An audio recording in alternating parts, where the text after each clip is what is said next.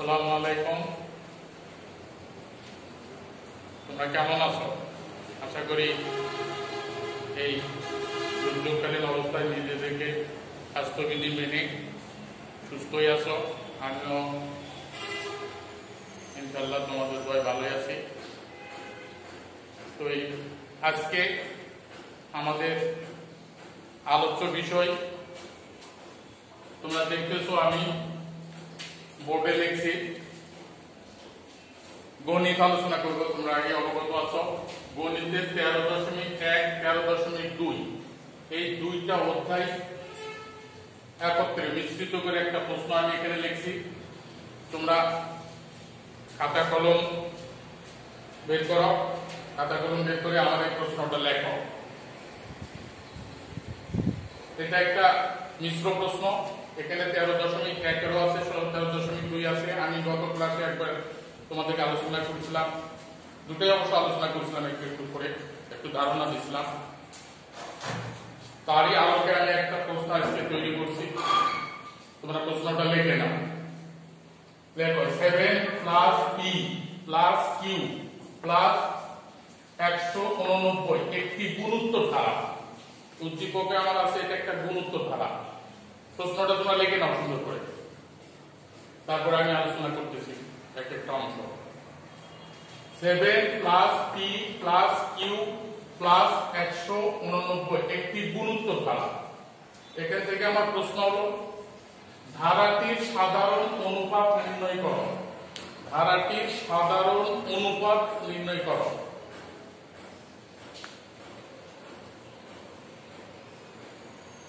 ধারাটির সাধারণ অনুপাত নির্ণয় করো।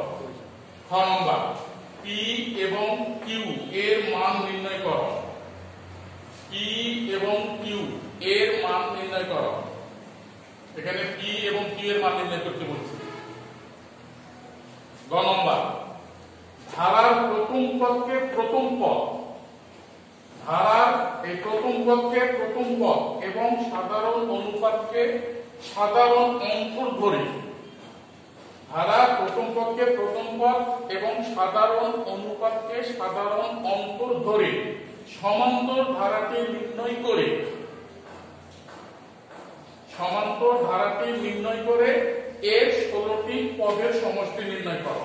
এটা গ একটা প্রশ্ন। অবশ্যই গ তোমরা জানো একটু উন্নত দক্ষতা সম্পন্ন প্রশ্ন। এটা একটু জটিল হয়। সাধারণ ধারার প্রথম পদকে প্রথম পদ এবং সাধারণ অনুপাতকে সাধারণ অন্তর ধরে সমান্তর ধারাটি নির্ণয় করো করে এর 16টি পদের সমষ্টি নির্ণয় করো। আচ্ছা, প্রশ্ন তো লেখা হলে এখন একটা করে আমি আলোচনা করি যতদূর পারি। প্রথমে দেখো ক নম্বর। আচ্ছা, উদ্দীপকে আমাদের আছে এটা একটি গুণোত্তর ধারা। তোমাদের অবশ্যই হয়তো মনে আছে আমি গত ক্লাসে সমান্তর ধারার গুণোত্তর ধারার একটা সংজ্ঞা বা একটু ধারণা দিয়েছিলাম তোমাদের। তারপর আবার আজকে একটু স্মরণ করে দিয়ে গুণোত্তর ধারা মানে কি? গুণোত্তর ধারা বলা হয় যে ধারার যে কোনো পদকে তার পূর্ববর্তী পদ দ্বারা ভাগ করলে ভাগফল সর্বদা সমান হবে, এইরকম ধারাকে গুণোত্তর ধারা বলে। আবার বলতেছি যে কোনো একটা পদকে তার পূর্ববর্তী পদ দ্বারা ভাগ করলে ভাগফল সমান হবে, ভাগফল সর্বদা সমান পাওয়া যাবে, এটা হলো গুণোত্তর ধারা। আর তার সাথে সমান্তর ধারাটা একটু বলি, যে কোনো পদ থেকে তার পূর্ববর্তী পদ বিয়োগ করলে বিয়োগফল সর্বদা সমান হবে, এটাকে বলছিলাম আমরা সমান্তর ধারা।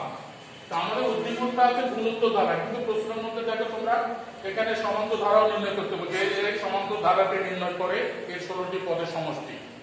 এটা যদি তোমরা ভালো করে বুঝতে পারো আশা করি এখান থেকে তোমরা একটা উত্তর দিতে পারবে প্রশ্নের।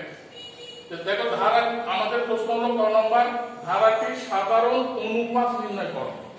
সাধারণ অনুপাত মানে কি? ওই যে গুণোত্তর ধারার যে কোনো পদকে তার পূর্ববর্তী পদ দ্বারা ভাগ করলে যে ভাগফলটা পাওয়া যায় সেটা তো সমান হবে, ওই ভাগফলটাকেই বলা হয় সাধারণ অনুপাত। আমাদের সেই জিনিসটা বের করতে বলছি, মানে এখানে কত কত করে ভাগ করে এই ধারাটা সামনের দিকে অগ্রসর হয়েছে সেটাই বের করতে বলছি।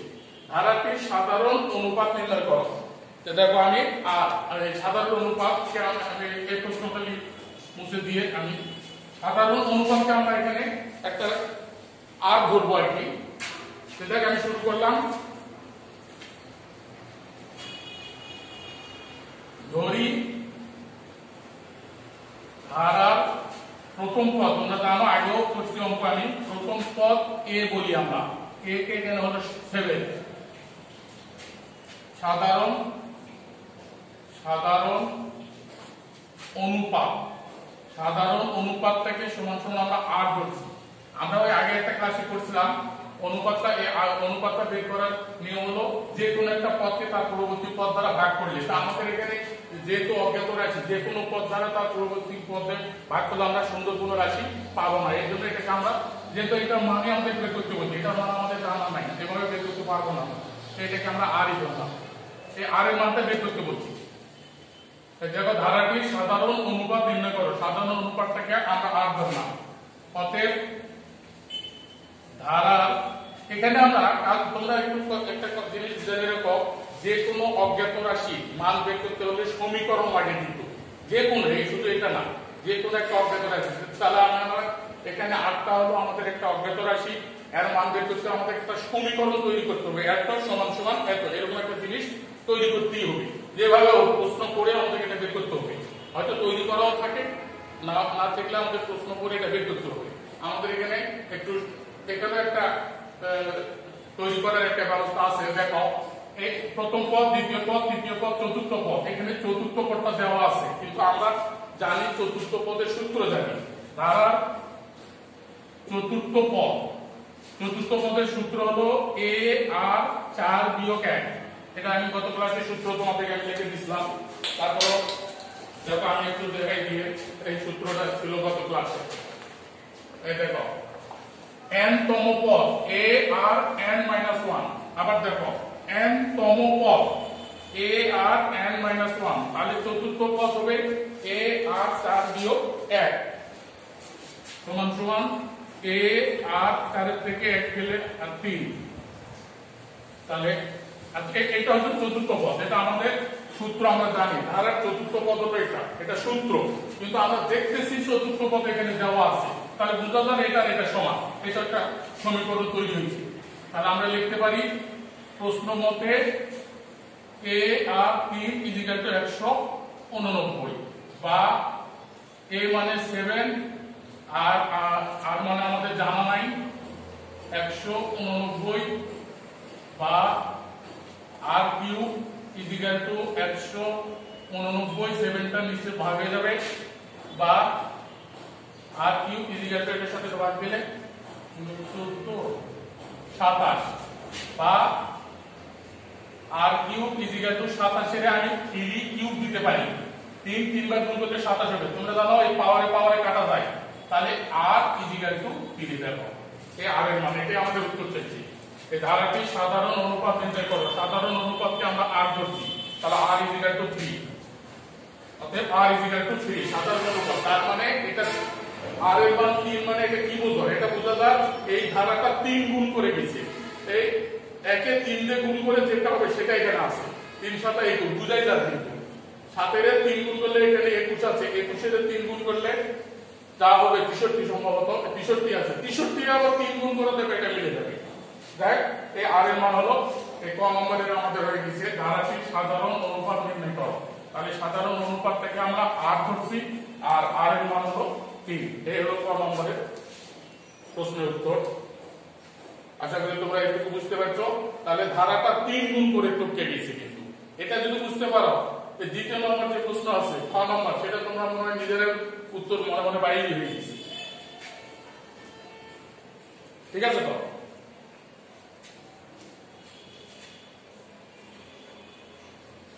তাহলে আমাদের r এর মান পাই হলো 3। ধন্যবাদ, এটা মুছে দিয়ে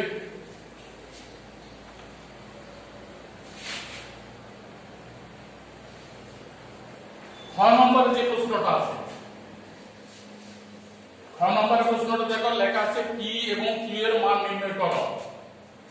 এই p আর q এর মানটা বের করতে বলছে, খতে p এবং q এর মান। আমি তো এখন বলেই দিলাম p আর q এর মান তো তোমরা বুঝতে পারছো, যেহেতু এখানে r এর মান হয়ে গেছে 3, তাহলে ধারাটা বোঝা যায় 3 গুণ করে গেছে, 21, এই রাশিটা হবে 21, p এর মানটা, q এর মানটা হবে 63। তারপরে এটা তো দেওয়াই আছে, তারপরে ইচ্ছা করলে আমরা তারপরেরটাও বের করতে পারবো, এইভাবে সবগুলো বের করতে পারবো। তো যাই, তারপর আমাদের অঙ্ক করে বের করতে হবে। আমরা তো মুখে মুখে বুঝে এটা 21 হবে, কিন্তু কিভাবে 21 হবে দেখো। তাহলে আমরা লিখবো হয়তো দেওয়া আছে ধারার প্রথম পদ a সমান 7, আর আমরা পদ থেকে পেয়েছি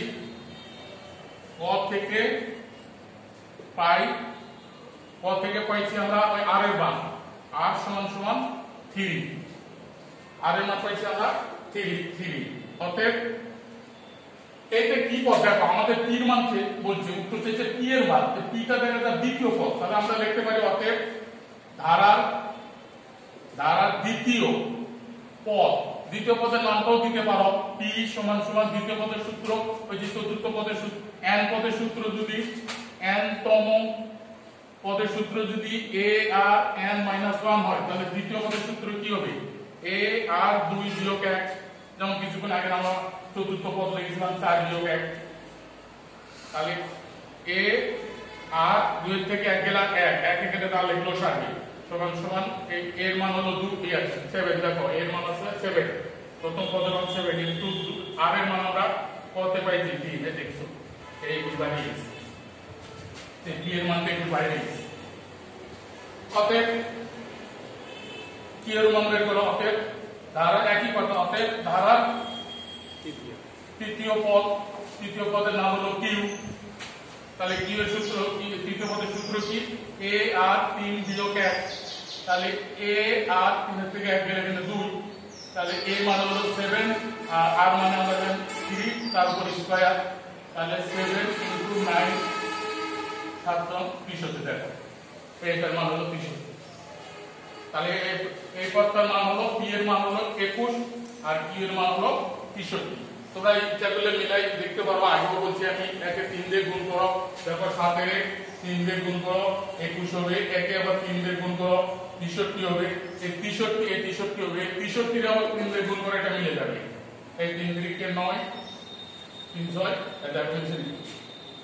তাহলে p এর মান দেখে আমরা এত p এর মান এটা হলো আমাদের দ্বিতীয় ক নম্বর প্রশ্নের সমাধান। তাহলে দেওয়া আছে ধারার প্রথম পদ a, এইগুলো একটু ভাষা তোমরা আমার সাথে যে হুবহু মিলে যাবে এমন কথা না, তোমরা নিজে থেকেও বলতে পারো। ধারার প্রথম পদ a মানে 7, পদ থেকে পাই আমরা r এর মান 3, মানে এটা 3 মানে এটা কিন্তু অনুপাত, মানে এত গুণ। ধারার দ্বিতীয়, এভাবে আমরা সব পদ বের করতে পারবো। আমরা এখানে দুইটা পদ বের করছি, দ্বিতীয় আর তৃতীয়, এভাবে চতুর্থ পদ আছে বের করবো, দেখো আমরা পরেরটা এরকম বের করবো।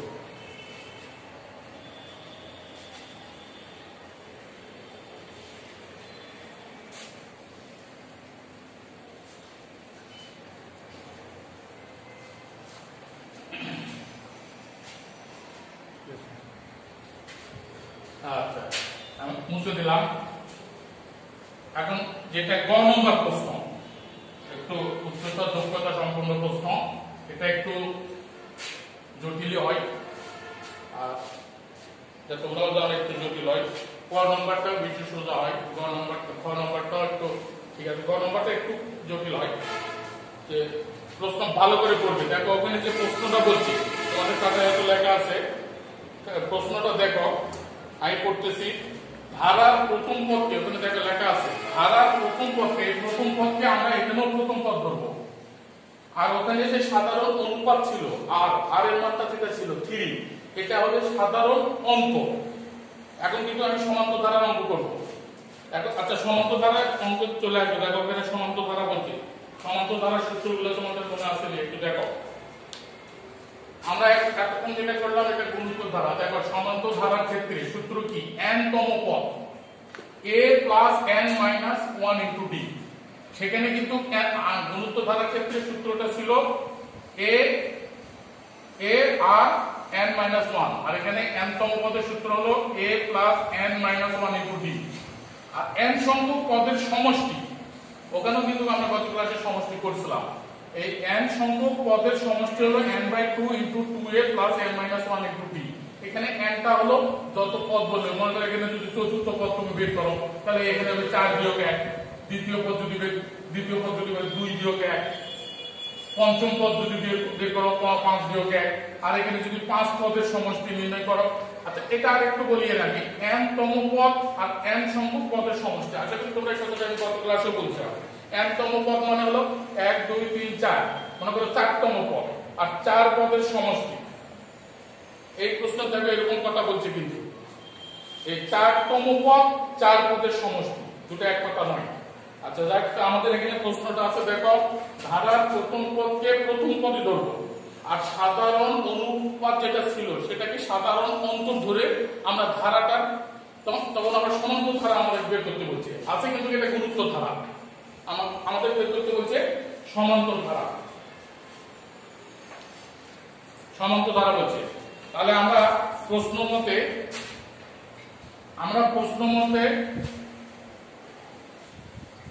ধারার প্রশ্ন দেখা আছে, প্রথম পদকে আমরা প্রথম পদে ধরবো। ধারার প্রথম পদ a সমান, এখানে a প্রথম পদকে, এখানে দুই ধারাকে প্রথম পদকে এই ধরা হয়। ধারার প্রথম পদ a সমান প্রশ্ন মতো লিখতে পারো। এই কথাটা কোথায় থেকে আসলো? প্রশ্ন মতো। ধারার প্রথম পদ a সমান 7। সাধারণ অন্তর, ওখানে কিন্তু নাম ছিল সাধারণ অনুপাত। সাধারণ অনুপাতটাকে আমরা এখন সাধারণ অন্তর ধরবো। সাধারণ অন্তরকে আমরা d লিখছিলাম আগের অঙ্কতে। এই এখন d এর মান হলো 3, আগে ছিল r এর মান 3, অনুপাতটা ছিল 3, আর এখন অন্তর হলো 3। তার মানে এক অন্তরের কথা মনে আছে কিনা? এটা ওই অন্তর মানে একটা থেকে আরেকটা ডিফারেন্স, যে কোনো পদ থেকে তার পূর্ববর্তী পদ বিয়োগ করলে যেটা হবে সেটা হলো অন্তর। আমাদের এইভাবে এখন একটা ধারা তৈরি করতে হবে।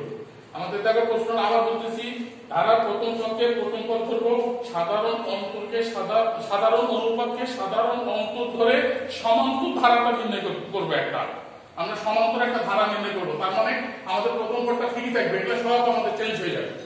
এখন আমরা এটা ভাবে ধারাটা বের করবো। দেখো ধারার প্রথম পদ a মানে, এটা প্রশ্ন মধ্যে এটা দেওয়া আছে, a মানে এটা সাধারণ অন্তর হলো d, এর মান হলো 3 হলো এখন d এর মান, আগে ছিল কিন্তু এটা r এর মান। অতএব ধারার, দেখো প্রথম পদটা আছে, প্রথম পদটা বের করতে হবে না, প্রথম পদ কিন্তু আছে। এখন আমরা বের করব দ্বিতীয় পদটা, এই জায়গায় কি আছে, কি হবে আর কি আছে নয়, এটা তো গুণিত ধরা। আমরা এখন এই দ্বিতীয় পদটা কি হবে সেটা বের করব। ধারার দ্বিতীয় পদ সূত্র কিন্তু ওই যে দেখালাম তোমার, দ্বিতীয় পদ মানে n তম পদ। সমান্তর ধারার ক্ষেত্রে সূত্র কিন্তু কি হবে? সূত্র হবে a plus n minus 1 into d। তাহলে দ্বিতীয় পদ হবে a plus 2 minus 1 into d। এই দেখো দ্বিতীয় পদ এরকম হবে। n তম পদ যদি n minus 1 হয় তাহলে দ্বিতীয় পদ হবে 2 minus 1 into d।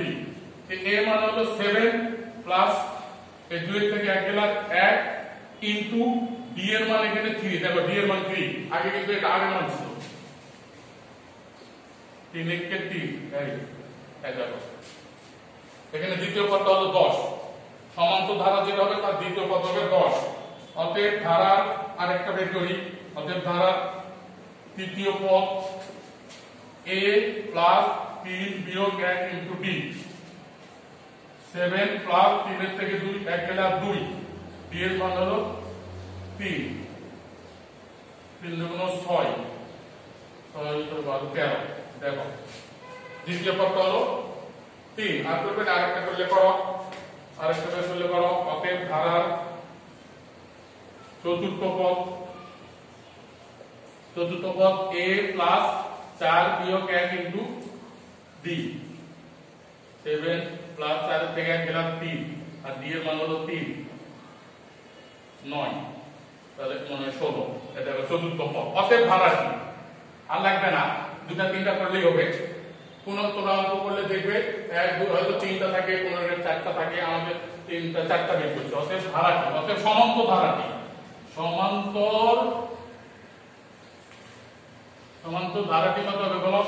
প্রথম পদ হলো 7, এই 7 যোগ দ্বিতীয় পদ বের করছি আমরা 10, এই 10 যোগ তৃতীয় পদ বের করছি 13, যোগ চতুর্থ পদ বের করছি 16, যোগ এই ধারাটা। দেখো এটা কিন্তু সমান্তর ধারা। এটা গুণোত্তর ধারা নয়, একটা থেকে আরেকটা বিয়োগ করো দেখো মিলে যাবে। এই যে কোনো পদ 10 এর থেকে 7 বিয়োগ করো দেখবে 3 বাইরে যাবে, 3টা হলো d এর মান সাধারণত। আবার 13 থেকে 10 বিয়োগ করো 3 বাইরে যাবে, 16 থেকে 13 বিয়োগ করো 3 বাইরে যাবে। বুঝতে পারলে? এভাবে সমান্তর ধারাকে নির্ণয় করতে বলছি। কিন্তু তারপরে দেখো ওখানে আরেকটা ভ্যালু লাগাই দিয়েছে আবার। ওখানে বলছে দেখো ধারাটি নির্ণয় করে এর 16টি পদের সমষ্টি নির্ণয় করে, এরকম একটা কথা বলছে। আমাদের হবে ধারাটি নির্ণয় করো, হবে কি নির্ণয় হয়েছে ধারাটি। আবার বলছে এর 16টি পদের সমষ্টি। আমরা কিন্তু 1 2 3 4টা বের করছি, এইভাবে আরো তারপর একটা এমনি বুঝা যাবে 16 17 18 19 হবে। আচ্ছা যাক, এইভাবে ধারাটি আমরা নির্ণয় করছি। এখন এর 16টি পদের সমষ্টি আবার চাইছি উত্তর। 16টি পদের যোগ করলে যেটা হবে সেটা আমি এটা একটু মুছে দিয়ে বাকি অংশটা আবার করি। আমি 16টি পদের সমষ্টি এত জটিল নয়, সহজ ভাষায় লিখবে। অতএব ধারাটা তো আমাদের বেড়েছে, অতএব ধারার 16টি পদের যেটা উত্তর চাইছে আমি সেটাই সরাসরি লিখলাম সমষ্টি। 16টি পদের সমষ্টি তোমাদের ওই সূত্রে আমি দেখাইছিলাম, কিন্তু n সংখ্যক পদের সমষ্টি। এখানে সূত্র কি ছিল দেখো, n/2 into 2a plus n - 1 into d। দেখো এরকম একটা সূত্র আছে, কিন্তু ওই আগের ক্লাসে আমি দেখালাম, আগেও আজকেও দেখাইছি। n সংখ্যক পদের সমষ্টি, সমষ্টির ক্ষেত্রে সূত্র হবে এরকম সমষ্টি, সমান্তর ধারার ক্ষেত্রে। আর গুরুত্ব ধারা তো আগে করছি, n/2 into 2a plus n - 1 into d। তাহলে ধারা 16টি পদের সমষ্টি। এখানে হলো n সংখ্যক পদের সমষ্টি, এখানে হলো 16। তাহলে ওই n এর জায়গাগুলো 16 হবে, এরকম 16 বসাবে। n এর জায়গাগুলোতে 16 বসবে। দেখো তাহলে সূত্রটা কি হবে, 16/2 মানে n/2 into 2a plus n মানে 16 n - 1 ইনটু d। দেখো সূত্র এভাবে দেখো n/2, n মানে এখানে যতগুলো পদের কথা বলবে সেটা হবে 16/2 into 2a plus 16 - 1 into d। এখন তোমরা অনেক সূত্রে মান বসাও, এটার সাথে কাটাকাটি করলে হবে 8, তারপরে 2 ইনটু এর মান জানি আমরা 7 প্লাস 16 থেকে 1 গেলে আর 15 ইনটু d এর মান আমরা জানি 3।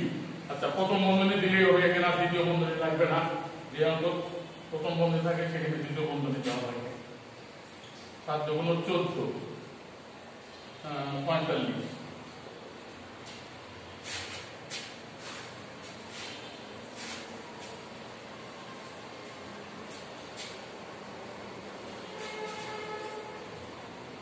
আর এখন এই গুণ চিহ্ন দিতে হবে, এটা যোগ করলে হবে 59।